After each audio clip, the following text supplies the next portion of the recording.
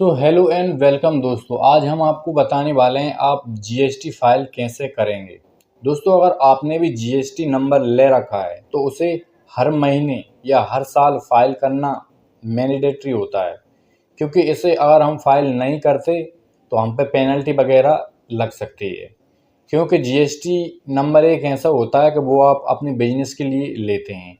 अब उससे आप बिजनेस करो या ना करो, तो फाइल तो उसे करना ज़रूरी होता है। और अगर आप उसे फाइल नहीं कर पाते या किसी से नहीं करवाते सीए वगैरह से, तो आपको जीएसटी सरेंडर करना होता है। तो मैं आज आपको बताने वाला हूँ आप खुद से जीएसटी फाइल कैसे करेंगे। अगर आपको नील फाइल रिटर्न करना है तो मैं आज आपको वही बताने वाला हूँ कि आप नील रिटर्न फाइल कैसे करेंगे। आप इसे अपने मोबाइल से भी कर सकते हैं, और अगर आप पे लैपटॉप वगैरह है तो आप उससे भी कर सकते हैं।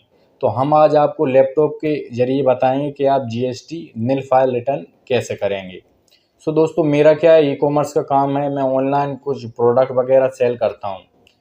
ये गारमेंट वगैरह का काम है मेरा, मैं ऑनलाइन सेल करता हूँ। तो मुझे हर मंथ जीएसटी फाइल रिटर्न करना होता है। तो मैं अगर किसी सीए के चक्कर में पड़ूंगा तो उसे हर मंथ में फालतू वैसे ही बहुत सारे पैसे दूंगा, इसलिए मैं खुद से मेरा जीएसटी फाइल कर लेता हूँ। तो आज वही तरीका मैं आपको बताने वाला हूँ कि आप अपना जीएसटी खुद से रिटर्न कैसे फाइल करेंगे। तो चलिए वीडियो स्टार्ट करते हैं और आपको दिखाते हैं कि आप कैसे खुद से जीएसटी फाइल करेंगे। सो चलिए लैपटॉप की स्क्रीन पर चलते हैं और आपको दिखाते हैं। सो दोस्तों, हम आ गए लैपटॉप की स्क्रीन पर और आपको क्या करना है, क्रोम ब्राउज़र को ओपन कर लेना है। सो दोस्तों, क्रोम को ओपन करने के बाद आपको सर्च कर लेना है जीएसटी पोर्टल। और आप जैसे ही जीएसटी पोर्टल सर्च करोगे तो उसमें लॉगिन पेज आएगा, और वहाँ पे आपको अपना यूज़र नेम और पासवर्ड और कैप्चा वगैरह डाल के सक्सेसफुली लॉगिन कर लेना है। तो क्या है, हमने हमारा जीएसटी का जो पोर्टल है उसे ओपन करके पहले ही लॉगिन कर रखा है। पोर्टल में लॉगिन हो जाओगे तो आपको यहाँ सर्विसेज का ऑप्शन दिखाई देगा। तो सर्विसेज पे आपको क्लिक कर देना है, और यहाँ पे आपको जो रिटर्न का ऑप्शन दिखाई दे रहा है उस रिटर्न के ऑप्शन पे आपको क्लिक करना है। और जैसे ही आप लोग रिटर्न के ऑप्शन पे क्लिक करोगे तो ये रिटर्न डैशबोर्ड का जो ऑप्शन है इस पर आपको फिर से क्लिक करना है। तो हम क्या है, इस पर क्लिक कर देते हैं। सो दोस्तों, नेक्स्ट पेज जैसे ही ओपन होगा तो यहाँ पे आपको दिखाई देगा फाइनेंशियल ईयर। तो यहाँ पे 26-27 लिखा हुआ आएगा, तो ये आपको यहीं पे सिलेक्ट रहने देना है। और हम आपको हर मंथ का जीएसटी फाइल करना रिटर्न सिखा रहे हैं। तो क्या है, यहाँ पे Q2 लिखा हुआ है, यहाँ पे हम Q1 सिलेक्ट करेंगे, क्योंकि हमें करना है जून मंथ का जीएसटी फाइल। अभी क्या है, जुलाई चल रहा है, जुलाई का अगस्त में होगा, तो हम अभी जुलाई में जून का फाइल रिटर्न करेंगे। तो जून पे क्या है, Q1 सिलेक्ट करने के बाद जून ऑलरेडी यहाँ पे सिलेक्ट आ जाएगा, और यहाँ पे सर्च बटन पे हमें फिर से क्लिक कर देना है। और जैसे ही क्लिक करेंगे तो आपको ऊपर की ओर स्क्रॉल कर देना है। तो यहाँ पे क्या है, आपको 4 ऑप्शन दिखाई देंगे। पहला जो ऑप्शन है वो आपको दिखाई देगा GSTR1, और दूसरा GSTR2, और तीसरा जो है वो GSTR3 भी है, चौथा GSTR2A है। तो हमें क्या करना है, GSTR1 और GSTR3 भी, ये दोनों जो टैब हैं इनको ही हमें भरना है, और इनके अलावा ये दोनों टैब को हमें छेड़ना भी नहीं है। तो हम क्या करेंगे, पहले GSTR1 पर क्लिक करेंगे। तो GSTR1 पे हम जैसे ही क्लिक करेंगे, क्लिक आपको कहाँ करना है, आपको प्रीपेड ऑनलाइन पर क्लिक कर देना है। तो हम प्रीपेड ऑनलाइन पर क्लिक कर देंगे। तो जैसे ही क्लिक करेंगे तो नेक्स्ट पेज जो है वो इसका ओपन हो जाएगा। सो दोस्तों, आप फाइल स्टेटमेंट पे जैसे ही क्लिक करोगे तो नेक्स्ट पेज जो है वो ओपन हो जाएगा, और यहाँ पे आपको एक बॉक्स दिखाई देगा। यहाँ पे आपको डिक्लेरेशन दे देना है, उस बॉक्स पर यहाँ पे क्लिक कर देना है। और क्लिक करने के बाद आपको ऊपर की ओर थोड़ा स्क्रॉल कर देना है, और यहाँ पे ये सिलेक्ट का ऑप्शन आ रहा है बॉक्स में, इस पर आपको फिर से क्लिक करना है, और यहाँ पे आपका जो भी नाम है वो आ जाएगा, उस नाम पे आपको क्लिक कर देना है। और आपको क्या करना है, ये फाइल विथ डीएसी और फाइल विथ ईबीसी, ये 2 ऑप्शन आपको दिखाई देंगे। तो यहाँ पे आपको बहुत ज़्यादा ध्यान देना है। यहाँ पे आपको क्या है, फाइल विथ ईबीसी पर आपको क्लिक कर देना है, क्योंकि हम क्या है ऑनलाइन ये फाइल कर रहे हैं। तो फाइल विथ ईबीसी हमको क्लिक कर देना है, क्योंकि हमारे मोबाइल पर ओटीपी आएगी, हमारे मोबाइल या ईमेल आईडी पर ओटीपी आएगी ईबीसी के जरिए, और आप डीएसी पर क्लिक करोगे तो आप कुछ नहीं कर पाओगे। तो क्या है, आपको फाइल विथ ईबीसी पर क्लिक कर देना है, और जैसे ही क्लिक करोगे तो आपके मोबाइल और ईमेल आईडी पे एक ओटीपी जाएगी।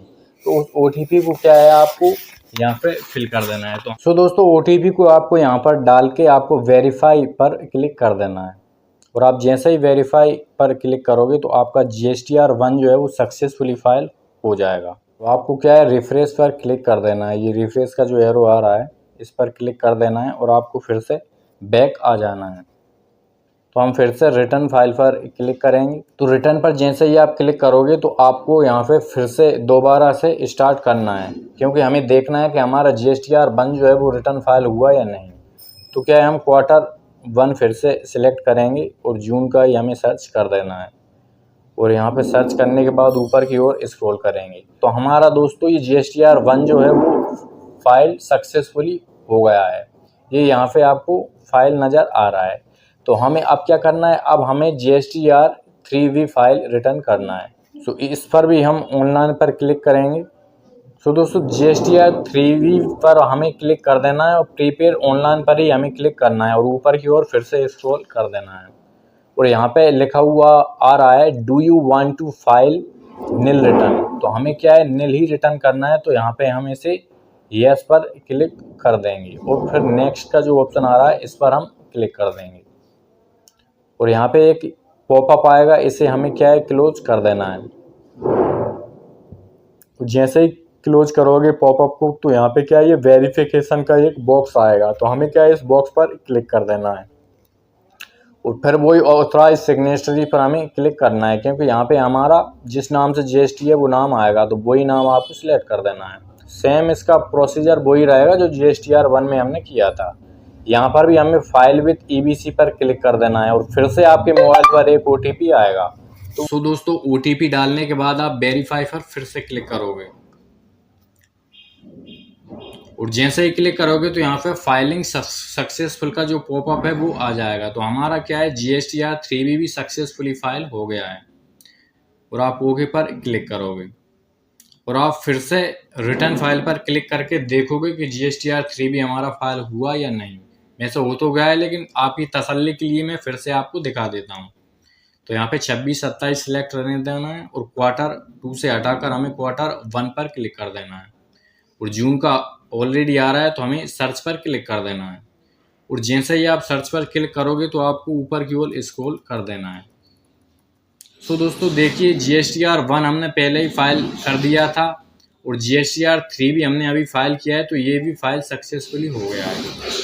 सो दोस्तों ऐसे आप GSTR1 और 3V फाइल खुद से कर सकते हैं। ये बहुत नॉर्मल सा तरीका है, बस आपको ये वीडियो अगर समझ में ना आए तो एक दो बार देख लेना है, और आपका कोई भी क्वेश्चन वगैरह हो तो कमेंट में ज़रूर पूछना, हम उसका आंसर देने की कोशिश ज़रूर करेंगे।